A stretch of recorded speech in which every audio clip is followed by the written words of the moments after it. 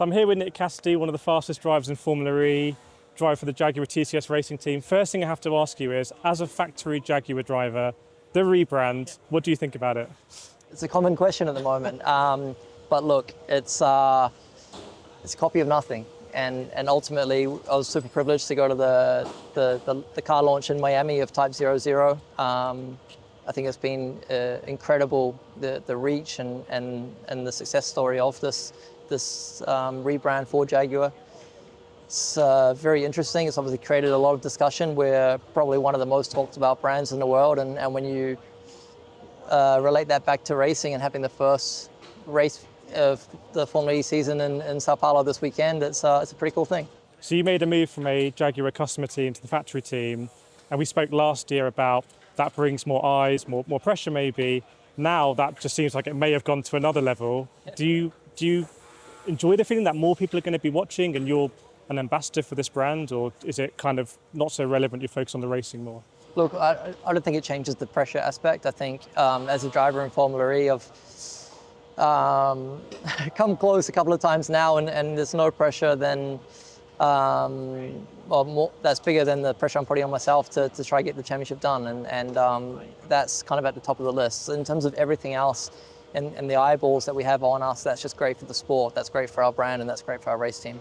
You say you come close a few times. I think that's being a bit hard on yourself, because you've shown yourself to always be an incredible team player and deliver team titles, but you want to win the World Drivers' Championship.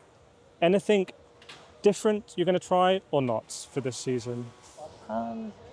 Look, I think ultimately, firstly, thank you for saying that, but ultimately I've put myself in this position the last 2 years by operating a certain way, and that if I'm going to go change the ingredients that put me in the fight come the final race of the season, then I might not be in the fight. So I'm a team player, I'm a racing driver, and hopefully we can win both championships. Yeah, well, you've been part of incredible storylines in Formula E that I think have got a lot of people into the sport, and people who've got in have really seen this like drama. So hopefully it's going to continue this season. But I hope you're going to win. You were my pick at the beginning of last season, if you remember. Thanks, this time. Just a couple more things on Jaguar. The Type 00. We know racing drivers, you often get company cars. Could you see yourself driving a Type 00? I could, but I'm extremely weird that I'm more of like a transfer, sit in the passenger seat kind of guy. I'm not a big fan of driving on the road. Yeah. I like racing, and it's funny, whenever we're in a rental car with Mitch or using a Jaguar pool car while we're together in the UK on the simulator, whatever it is, I'm always giving the keys to him, and I'm always in the passenger seat, so all good. So moving to a car that you do drive, Jaguar I-Type 7, new livery, no longer the asymmetrical livery, but I think this livery looks incredible. Yeah. Gen 3 Evo, four-wheel drive. Attack mode is now a bit different. I don't know how it's going to go. You've driven the car. Do you think attack mode is now really genuine attack, like with a four-wheel drive, or is it going to change the way it's used in timing? 100%. It's going to be super interesting. The attack mode strategy is, I think, going to be one of the keys of the race, or not, if not the key of the race. It's going to change the way we drive in the opening laps. The end of the race could be a bit more punchy. People are going to be determined to make a position or two, and I guess ultimately that's going to be exciting for the fans, especially while the grid figures out the best strategies and things like that, and hopefully it's good for the sport. And you started last season really strongly. I don't know if there's something you do in the preparation, maybe in the sim, or the way you approach things mentally. Do you think you're a fast starter, or is there something about that you do maybe a bit different to other drivers? Look, I'm not sure. Season 9 was probably a little bit slow, and we had a really good mid-year. Last year, obviously, the start was good, so I hope that we can just have another strong start. Some guys have bought some big packages though and big upgrades, so let's see where we are in the pecking order. Okay, let's get to know Nick Cassidy a little bit more. We spoke last year in Misano about your growing up doing karting, spending your evenings doing R Factor and in the sim.